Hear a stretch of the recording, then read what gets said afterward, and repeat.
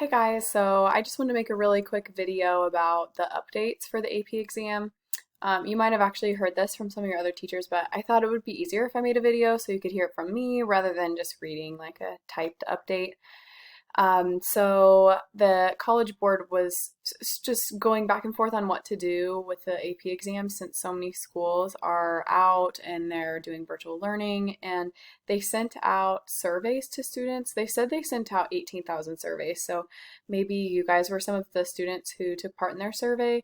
But they said overwhelmingly students really wanted to continue to take the AP exam even though we were not going to be at school. So I think they said it was like 91% of students said they wanted to still take the exam. So they are going to continue with the AP exams, but they're making a lot of changes. And I didn't know about any of these changes until Friday. So it definitely caught me by surprise. And so yeah, I just want to make sure you guys are on the same page. It also does affect what we do in the coming weeks too. So just to start with, I'll share with you the changes.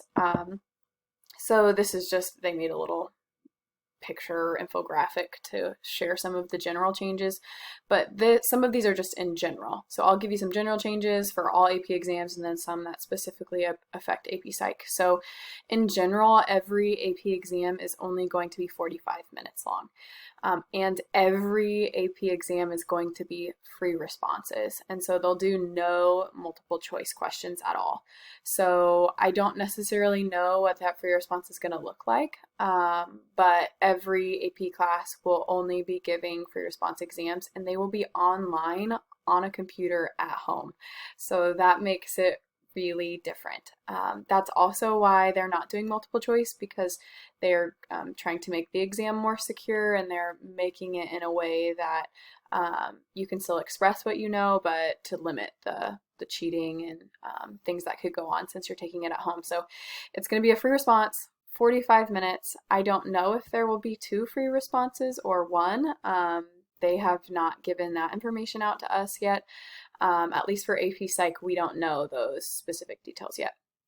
There will be 2 testing dates rather than 1, and we don't know what those dates are, but they are going to be, one will be in May, kind of like when our exam would have been, and one will be later, so you'll have the option to choose one of those. And they wanted to make sure that you could still get the college credit. They did make changes to what will be on the exam. So that's where I'm in a little bit of a predicament, and I'm going to let you kind of voice what you want to do on a survey a little bit later. So they condensed what will be on the exam, which is great and exciting.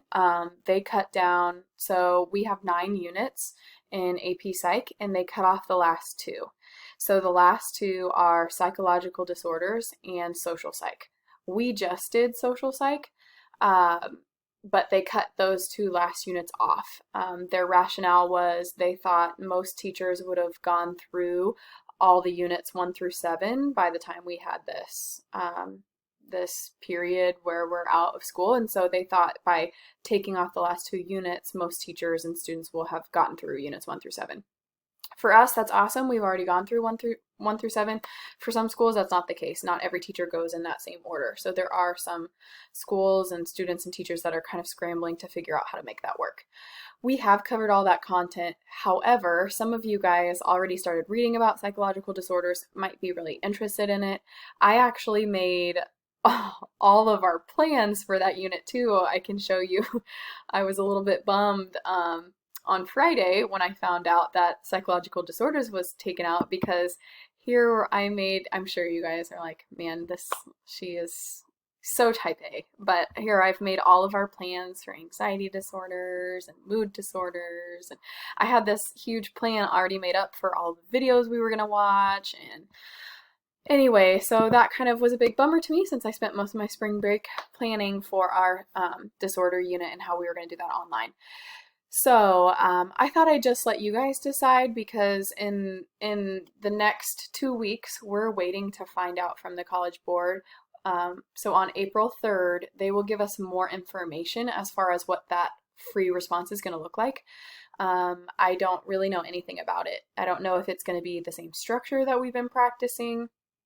that they're just going to give us more details on that information on the 3rd.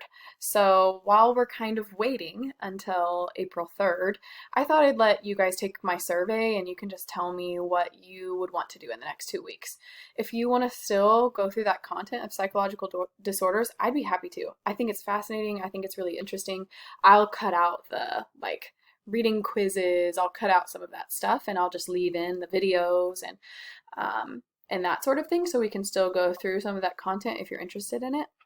But if you do not want to do that, that's absolutely okay. And if you want to continue forward now, starting April 3rd, studying and practicing and reviewing for this exam, you can.